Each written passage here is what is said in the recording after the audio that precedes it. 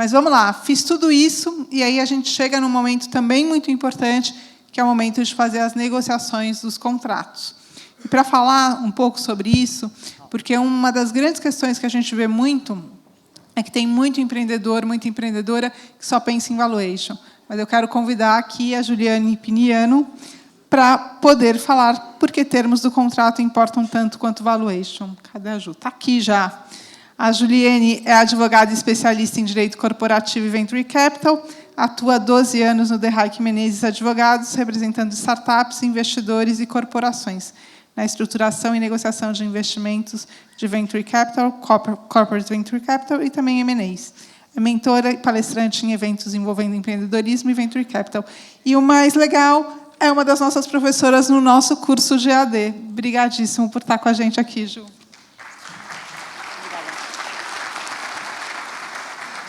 Obrigada, Maria Rita, pela apresentação, pela oportunidade. É uma honra e um prazer estar aqui novamente, ajudando aqui a Anjos e falando um pouquinho de um assunto que eu sei que vocês adoram. Eu tenho certeza que todo mundo aqui gosta muito de contrato, né? Um assunto super legal, bacana, agradável, que faz assim todo mundo ficar de cabelo em pé e fazer cara feia para o advogado.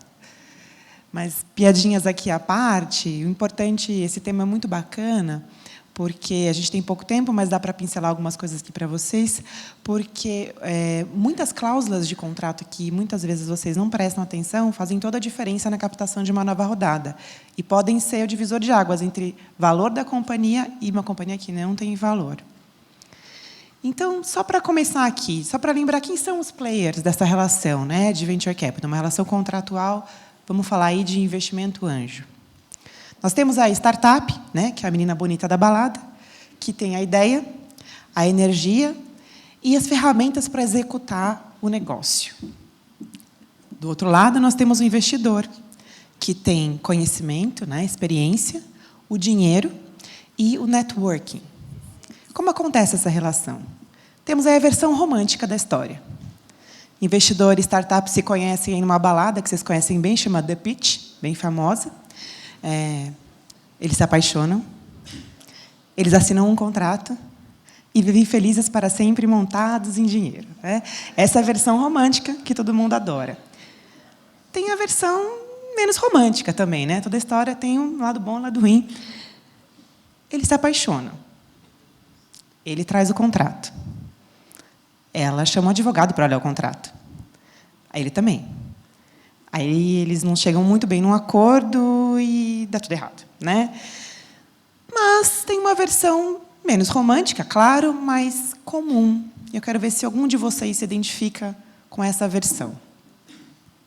Eles assinam um contrato. Então, passamos daquela fase da briga das cláusulas, né? Assinam um contrato.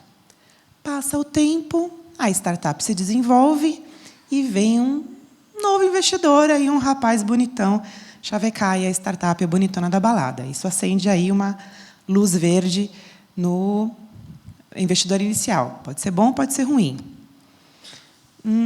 A empresa não está indo assim tão bem como a expectativa desse primeiro investidor. Pode ser um problema. Aí, os termos que esse investidor novo colocou na mesa, de repente, não são tão agradáveis para o primeiro investidor. E o que ele faz? Olha o contrato que ele assinou, claro. E chama o advogado. Aí ela chama o advogado também.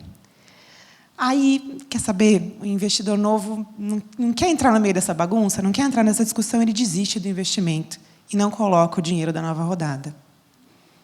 Não temos um final feliz. Ninguém gosta dessa história, né? Mas, infelizmente, ela é um pouco comum. Então, qual é a nossa ideia aqui? Eu quero trazer para vocês alguns temas, e aí eu discuti um pouco com o pessoal lá do escritório, e elenquei os principais temas que a gente vê nessa fase do processo de negociação de uma nova rodada. Então, os anjos já entraram, a startup se desenvolveu, está negociando com um fundo de investimento, de seed money ou um Series A. Quais são as principais cláusulas que podem ser um problema durante essa negociação? Elenquei aqui na ordem, tá? Primeiro, questão de percentual de participação. A gente falou bastante aqui nos outros painéis sobre isso. Cláusula de conversão. A maioria dos investimentos são feitos por meio de dívida conversível, né, e não diretamente em equity, nessa fase de anjo. direitos de governança, contratos com vários anjos em diferentes estágios e comprometimento contratual dos empreendedores. Vou falar de cada um deles aqui para vocês. Problema número 1, nessa fase de negociação com novos investidores. Diluição excessiva dos empreendedores em rodadas iniciais. O empreendedor compromete um percentual de participação nessas rodadas muito maior do que deveria. Na ânsia de conseguir um capital, ele acaba se comprometendo com diversos anjos, por exemplo, em diversas rodadas de mútuo conversível, sem se atentar ao percentual que ele está prometendo para cada um deles. E quando chega um fundo, ele já comprometeu, às vezes, uma participação tão grande que, com a entrada do fundo, ele vai perder o controle da sociedade. Quando eu falo ele, é o grupo de empreendedores, tá? Os fundadores que são essenciais para o negócio. Mas, Ju, isso é um problema? Sim, por quê? Nem todo investidor de fundo está disposto a renegociar com aquele pessoal todo e fazer o que a gente chama de recapitalização. Isso é muito complicado. Tem fundo que simplesmente não entra se vê o empreendedor super diluído. Várias pessoas já falaram sobre esse ponto aqui nos outros painéis, vocês devem ter prestado atenção. Então, qual que é o percentual ideal? Eu fiz aqui uma pesquisa rápida para mostrar uns dados aqui para vocês. Nos Estados Unidos, por exemplo, é bem interessante que o empreendedor, ou o grupo de empreendedores, estejam com mais ou menos 48% do capital total da companhia numa rodada Série A. Aqui no Brasil, talvez esse percentual seja até um pouquinho maior, o percentual ideal. Por quê? Lá nos Estados Unidos é muito comum, e é até mais do que aqui, que uma parte do equity seja alocada para os planos de stock option para empregados. Então, eles já colocam esse percentual nessa conta. Tá? Aqui no Brasil, nem toda startup tem isso. Está se criando essa cultura, que é bem bacana, inclusive. Aí eu busquei alguns dados aqui no Brasil, só para ilustrar o que eu estou dizendo. E aqui até uma palestra que o Florian da Canary falou que ele não entra em uma startup cujos empreendedores tenham menos que 50% do capital numa rodada Série A. Achei bacana esse quadrinho aqui, copiei dele. Então, qual seria o range ideal de comprometimento de participação? Na rodada de Friends and Family, primeiro seed, de 5% a 10%, você compromete. No seed round, que aqui a gente coloca investidor anjo também, de 15% a 20%. E no Series A, de 20% a 30%, de forma que o empreendedor, o grupo de empreendedores, tenham pelo menos 50% aí no Série A. Por que isso é importante? O investidor quer o comprometimento do empreendedor. O empreendedor tem que estar devidamente satisfeito e feliz com a empresa para não ser empregado da empresa dele mesmo. Né? Então, ele tem que se sentir dono do negócio. Ele precisa estar incentivado, porque a empresa ainda tem que caminhar aí por um longo caminho até uma saída com êxito. Esse é um ponto importante. Outro ponto, cláusula de conversão, aqui em dívida conversível, opção inadequada. O que é isso? As regras de conversão, às vezes, não estão muito claras no contrato, e isso acaba causando um certo tumulto no momento que chega um novo investidor, um investidor mais robusto, um fundo, para definir quanto % de participação esses investidores anjos devem ter depois dessa rodada, né? Quando eles fizerem a conversão e passarem a participar do equity. A gente falou aí de cap table organizado, isso aí é a organização de cap table também. Mas, Juliane, o que é uma cláusula ruim? O que eu devo olhar para a cláusula, eu empreendedor, eu investidor, quando eu recebo um contrato, por exemplo, de dívida conversível? O que é uma cláusula ruim? Bom, vocês têm 5 segundos para ler essa cláusula aqui.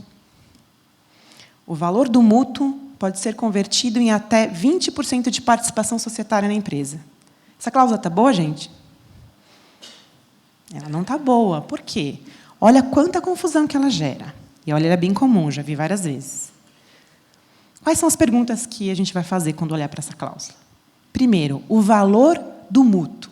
Valor. O que é valor do mútuo? Esse valor não está com V maiúsculo, não está definido no contrato. Ele inclui juros e correção monetária? Para fazer a conversão, se tiver juros no contrato? Poderá ser convertido. Poderá ou deverá? Isso é uma opção do investidor ou é um dever? Quando isso vai acontecer? É obrigatório numa rodada qualificada de investimento ou é uma opção? Ele faz antes ou faz depois da entrada desse investidor robusto? Convertido em até 20%. Quem decide que é até? Como que eu calculo esse range entre 0 e 20, né? Que é bastante? E se tiver outras rodadas no meio do caminho, antes do meu prazo de investimento, antes do meu momento de conversão, como que eu calculo esses 20%? Eles são diluídos por esses novos investimentos ou não? Participação societária. Que tipo de ação que eu vou ter? Preferencial? Ordinária? Com direito a voto? Sem direito a voto? Na empresa, e se eu tiver um spin-off? E se eu migrar minha participação e colocar uma holding em Cayman? Cadê meu direito? Isso está regulado? Então, assim, quis aqui dar um exemplo bem rápido para vocês entenderem como ler uma cláusula de conversão que está ruim. Se tudo isso estiver explicado no contrato, você acaba evitando vários problemas aí no momento da conversão. Pensa que isso vai ser feito para vários anjos aí no momento de investimento qualificado. Outro ponto que é muito importante, e aí também causa problemas e impede novos investimentos.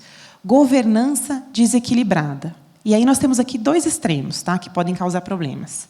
O investidor possui poucos direitos e não exerce a influência que ele deveria usar na gestão da companhia. Lembrando que o investidor anjo tem um papel muito bom, muito importante de mentoria, de ajudar com o desenvolvimento da empresa, aportando experiência. Se ele não tem, muitas vezes, cláusulas no contrato que o permitem ter uma ingerência efetiva, isso pode ser ruim para a empresa também. Ou, por outro lado, ele não tem essas cláusulas que não protegem o investimento dele, olhando para agora com o papel do investidor. Ele precisa ter, de repente, uma cláusula que ele possa impedir o empreendedor de fazer uma besteira, de contratar um financiamento caro, enfim, de vender toda a propriedade intelectual, coisas que não protegem o investimento dele. Então, isso é um extremo. E o outro extremo também atrapalha, que ele tem direito demais, Tem veto excessivo. Ele engessa a empresa e impede os empreendedores de desenvolver o negócio. De forma que o empreendedor tem que, o tempo todo, ficar buscando a bênção daquele investidor. Acaba com a dinâmica natural de uma startup, que é ter agilidade, que é não ser um elefante branco andando na rua. Mas qual é o segredo aqui? Qual é o equilíbrio que eu tenho que ter como um investidor minoritário que sou? Investidor anjo. Sabendo que eu vou ser diluído e eu vou ter uma participação pequenininha. Que direitos que eu quero exigir para que isso seja equilibrado? Pensem sempre em direitos de proteção de minoritário. Então, o primeiro deles você vai ter que ter uma ação com direito a voto, de preferência preferencial, com, por que não, uma preferência no evento de liquidez para retorno de capital. Cláusulas de liquidez. Vocês são investidores, vocês querem entrar e sair. Então, pensem em tag-along, para poder juntar aí com uma secundária no meio do caminho, poder liquidar a sua participação, e até mesmo uma cláusula que facilite a saída de vocês se o negócio não for bem. Aqui eu já estou falando de pós-conversão, tá? Vocês são sócios, que a gente chama de put option. O que é isso? Eu vendo minha participação obrigatoriamente por R$1 e saio rápido da empresa. Às vezes acontece, gente. Write-off. Importantes essas cláusulas. É importante ter direito de veto e voto afirmativo em matérias estratégicas da empresa? Sim, muito importante. Mas tem que ser estratégica. E os anjos têm que sempre votar como um bloco, se eu tiver vários, para não ficar aquela coisa engessada. Então, isso é um equilíbrio bacana que a gente busca dentro de um contrato de investimento anjo que não atrapalha a empresa e não desprotege o investidor. Tá? Vamos fugir daquela cláusula de veto com A a Z de não pode fazer nada, não pode se mexer, não pode nem espirrar, coitado do empreendedor. Isso é ruim. O investidor de nova... E outra, pior ainda, tem gente que se apega a essas cláusulas. Aí, quando vem um investidor novo, com uma rodada mais robusta, ele quer renegociar essas cláusulas para poder equilibrar o direito dele, que está colocando um capital novo, mais relevante na empresa, e o anjo fecha o braço e fala, não abro mão de nada, eu quero meus direitos preservados. Poxa, isso não existe. Então, vamos pensar no futuro, que é bom para todo mundo. Governança equilibrada. Isso também é muito importante, gente. Um ponto que os empreendedores esquecem, de novo, na ânsia de buscar capital. Você acaba aceitando diversas minutas de contratos. É muito comum que o empreendedor busque diversas rodadas de anjo em diferentes estágios. E, para cada grupo, ele tem uma minuta diferente de contrato. Ou negocia termos diferentes. Muitas vezes, eles são tão diferentes que chegam a ser contraditórios entre si. Tá, mas qual o problema disso? O problema é que se essa empresa vai bem e vocês precisam converter essa participação, como é que a gente faz para harmonizar esses direitos com a entrada de um novo investidor? Fica uma bagunça. Tem que sentar na mesa com todo mundo e renegociar. Então, pensem que isso é muito importante para o futuro. Tentem ter uma minuta padrão com direitos equilibrados de governança, com cláusula de conversão bem delimitada, que permitam que não seja uma dor ou um problema para compatibilizar isso com uma rodada maior. Lembrando que o investidor de série A, de série B, eles também vão ter os direitos especiais deles. Tá? Então, é importante compatibilizar tudo isso. Tá? Ter um monte de minuta diferente na mesa acaba complicando mais ainda a negociação. E, de novo, tem fundo que não tem paciência de sentar na mesa e nem tempo para renegociar com todos os anjos da rodada. E eu já vi fundo sair da mesa porque deu briga, falou, eu não quero, isso, o problema é seu, você resolve com os seus caras, quando você estiver com tudo limpo, você volta a falar comigo. E o tempo é precioso nessas horas, né? E, por último, e não menos importante, a falta ou excesso de comprometimento contratual do empreendedor com o negócio. O que é isso? De novo, dois extremos. Contratualmente, o investidor esquece de fazer com que o empreendedor se comprometa no contrato a permanecer na empresa. Ele tem total liberdade para vender a participação dele, para não ter, por exemplo, uma exclusividade com a empresa, ele pode ter outro negócio, ele pode trabalhar com outra coisa. Quanta gente não falou aqui que é importantíssimo que o empreendedor esteja 100% no business, né? E não concorra, e não esteja fazendo outra coisa, esteja focado naquilo para fazer o negócio crescer. Isso aumenta muito o risco do investidor anjo, que já está entrando numa fase complicada, né? O empreendedor tem que estar comprometido. E, muitas vezes, não tem nenhuma cláusula no contrato que o obrigue a fazer. É claro que ninguém pode obrigar ninguém a fazer o que não quer, mas o contrato sempre é bom para o cara lembrar que ele tem essa obrigação, né, gente? De ficar na empresa, de não vender a participação dele, não fazer uma secundária. Não está na hora do empreendedor ganhar dinheiro ainda com venda de participação. Ele tem que fazer a empresa crescer, o capital aumentar e ficar. Ele vai, sim, ter a saída dele, mas lá na frente, né? Lembrando da diluição também. Ou, no outro extremo, o cara fica tão neurótico com isso que ele amarra o empreendedor de um jeito que o cara não consegue fazer mais nada. E isso pode ser ruim, inclusive, para pivotar o negócio.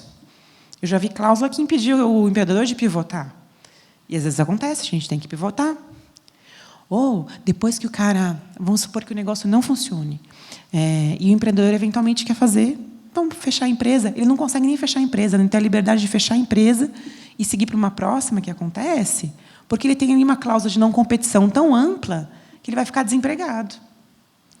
Então, como é que a gente busca o equilíbrio aqui? É importante ter um lock-up, sim, de um prazo razoável. Então, o que é lock-up? O empreendedor não pode vender a participação dele enquanto ele está lá, tá? Por um tempo. Enquanto você não converte, isso vai ser pedido por todos os investidores durante a rodada. Não é para o empreendedor sair. Para ele poder fazer uma secundária, tem que falar com os investidores. Isso é muito importante. A não competição, né? Também é muito importante ter uma cláusula de não competição, mas que seja delimitada. Que, se por acaso o negócio não der certo, as coisas não funcionarem, ele possa, sim, abrir um novo negócio. Ou, eventualmente, até pivotar. Né? Ele tem que ter a liberdade de falar para vocês, olhar e falar, gente, não deu. Não foi dessa vez, não tem mais o que eu possa fazer aqui. Vamos fechar e vamos para a próxima? Vocês estão junto comigo? Vamos aproveitar essa experiência que a gente ganhou juntos aqui e fazer um novo negócio? Estou com uma ideia legal. Ele tem que ter essa liberdade para falar com vocês. Vocês não podem ser demônios, né? Tem que ser anjos, tem que ajudar de alguma forma ou de outra e tentar tirar um pouco desse desapego aí, né? Para que ele não fique refém, vamos assim dizer, dos investidores dele. Então, isso também acaba atrapalhando, porque se tem uma cláusula muito dura, um novo investidor que entra, ele olha e fala, tem alguma coisa errada, isso causa desconfiança. Tá? Então, é importante vocês observarem isso sempre nos contratos de vocês. E, enfim, acredito eu que, observando pelo menos esses temas, a gente consiga ter um final feliz um pouco melhor do que do nosso primeiro exemplo, né? e tentar fazer com que a empresa receba um novo aporte e agregue valor para todos. Essa era a ideia. É óbvio que a gente não esgotou aqui os temas, é sempre importante lembrar que um contrato é uma coisa complexa, mas eu tentei elencar aqui o que mais eu vejo dar problema nessa fase entre negociação de investimento anjo e uma nova rodada de investimento. Espero que vocês tenham aprendido um pouquinho aqui conosco. Estou à disposição para conversar.